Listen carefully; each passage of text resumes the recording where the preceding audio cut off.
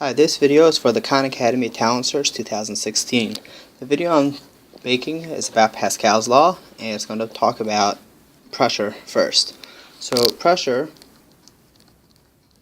is the normal force exerted by a fluid per unit area. So it's basically the force divided by the area, or P equals F divided by A. So on the left side you'll see a number of conversions, which we're going to use some of those later on, so I'm just going to leave them right there. I'm going to start off with an example because I find the examples are the easiest way to understand what pressure is. So we're going to compare the pressure that a skinny person feels on their feet compared to a heavier person. So by our definition, pressure equals force divided by area.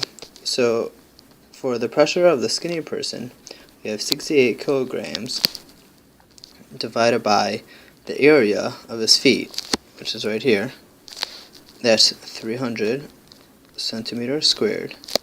That equals 0.23 kilograms force per centimeter squared. Similarly, the pressure on the chubbier person, he has a heavier weight, so that's 136 kilograms. And the area is the same 300 centimeters squared.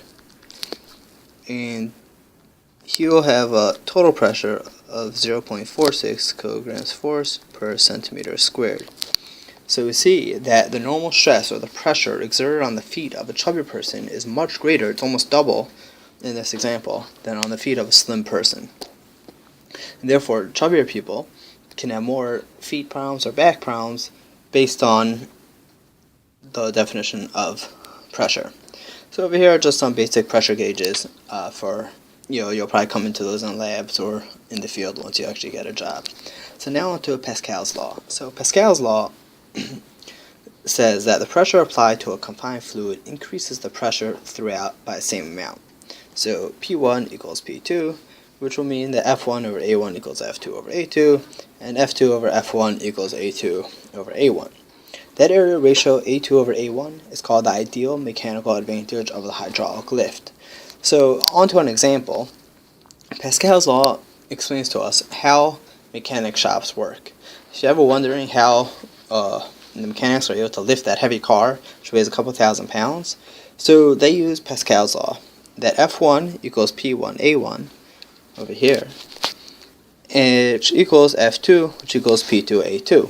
So if you got a smaller area right here, then your force you put over here will equal the force you get out.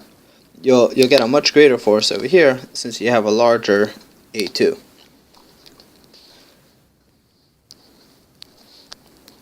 So let's work out an example together. So here are pistons. The diameter of pistons shown below are D1 equals 3 inches, D2 equals 1.5 inches. Determine the pressure in chambers 3 in PSIA. And once again, just to remind you, PSIA is the unit for pressure measured relative to a full vacuum. It's referred to as pounds per square inch absolute. From here on in, I'm just going to say PSIA. When the other pressures are P1 equals 150 PSIA and P2 equals 250 PSIA. So let's just write it on over here to make it easier. D1 equals 3 inches. D2 equals 1.5 inches. P2 equals 250 PSIA. P1 equals 150 PSIA.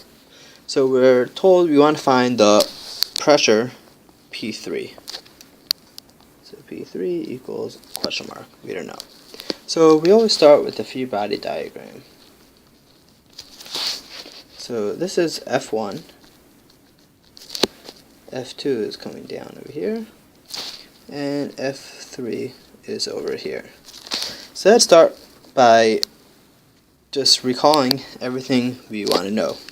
We want to know F1, P1, and A1, F2, P2, and A2, F3, P3, and A3.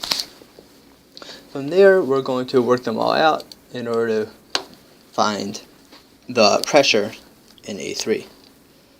So the area we're going to be able to find since we have the diameters. So let's start with finding A1. So A1 is pi r squared since it's a piston. But we don't have the radius, we only have the diameter. So that's going to be pi times diameter over 2 squared, which equals pi d squared over 4. So now let's start plugging in numbers.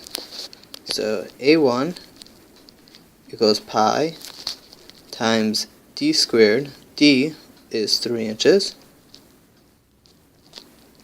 over 4. So it's going to equal 7.069 inches squared. A2, we have the same formula, so it's going to be pi. The d is 1.5 inches squared over 4, and that's going to give us 1.767 inches squared. So now we need to find A3. So A3 is going to be the difference between A1 minus A2, which is 7.069 inches squared minus 1.767 inches squared, which will give us a total A3 of 5.302 inches squared. So now we have A1, A2, and A3. So let's find F1. So F1, as we remember from our original definition, equals P1 times A1. So we have all those variables now. F1 equals P1, which is right here, 150 psia. Then A1 is 7.069 inches squared, and we have to use a conversion factor in order that everything matches up. So it's 1 pound of force divided by per inch squared divided by 1 psia, and that will equal 1,060 pounds of force. So F2, we now have everything for there also. So we have 250 psia. A2 is 1.767 inch squared times the same conversion factor,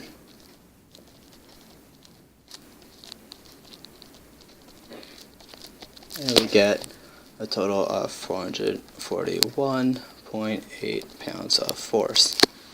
So F3, to find F3, we could sum the forces in the y direction. So that's F1 minus F2 minus F3 equals 0. So F3 equals F1 minus F2. So now we have all those numbers. So F3 equals 1,060 pounds force minus 441.8, and we have a total of 618.3 pounds of force. So finally, using our original definition for pressure of P3 equals the force divided by the area, so now we have F3 equals 618.3 pounds of force divided by A3, which we said before was 5.302 inches squared. And that'll give us a total of 117 psia. So, if you recall, the original question asked for the pressure in the third chamber, and that's what we got. So this is a summary of Pascal's law, which uses pressure equals force over area, but P1 equals P2 when you're dealing with confined fluid. Thank you for watching my video on Pascal's law. If you have any questions, feel free to comment below and I'll try to help.